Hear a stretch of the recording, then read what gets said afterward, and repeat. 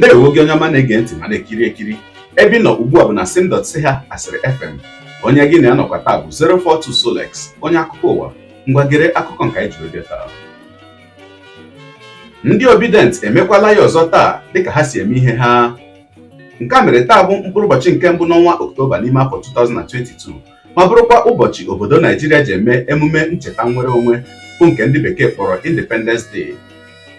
Ọtụtụ ụmụ Naijiria bụ ndị a na-apụghị ịgụta ọnụ bụ ndị si na mpaghara dị iche iche nke obodo Naijiria ha na ndị nọkwa mba ofesi ewerela ya bụ ohere eji eme emume ncheta nnwere onwe nke Naijiria wee gosi etu obi dị ha n'ihi ụdị ọnọdụ Naijiria nọ n'ime ya ugbu a ma gosikwa ụdị nkwadobe ha dị ịgbanwe ya bụ ọnọdụ site n'ịtụnyere Maazị Peter Obi bụ onye nke na-azọ ọkwa ọchịchị onyeisiala Naijiria n'otu ndọrọndọrọ ọchịchị Labour Party. Ngwalere nke mere na steeti Lagos.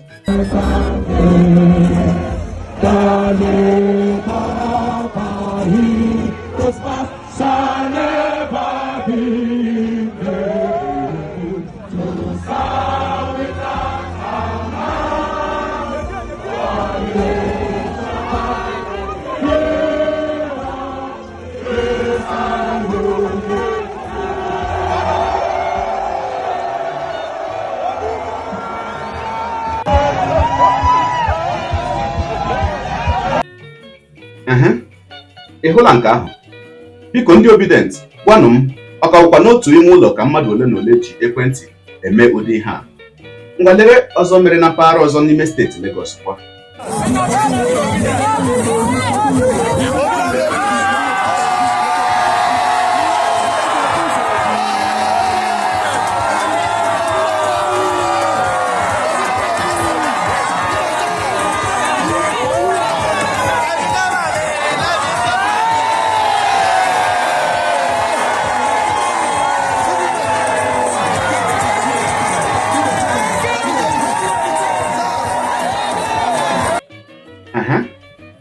Ị na-ahụkwa ya ka o si aga?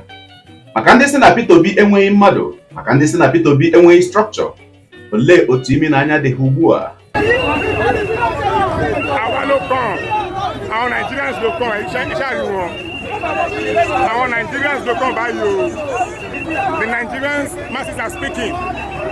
It is our time. The Nigerian masses have spoken. Àwa ló kàn. Àwa ló kàn. Àwa ló kàn. Àwa ló kàn. Àwa ló kàn. Àwa ló kàn. Àwa ló kàn. Àwa ló kàn.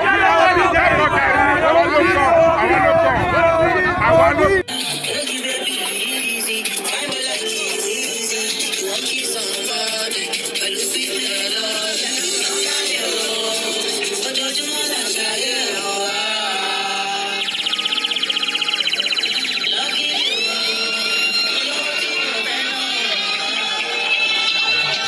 Ngwalere nke mere na Asaba.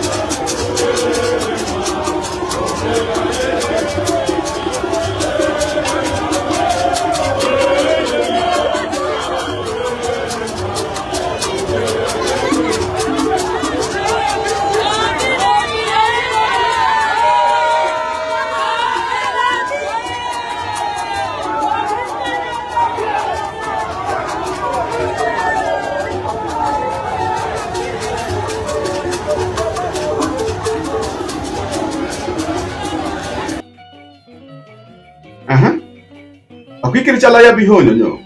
Ị bụrụ onye OBIdient nwanne, biko tụsara m ihe onyonyo a, tụsara m ihe onyonyo a ka ndị ụwa hụrụ. Maka onwe ihe na-eji ime. Akwa hụrụ 2023 a na-ekwu okwu ya, o nwere ihe gaji ime na 2023. Tụsara m ihe onyonyo a.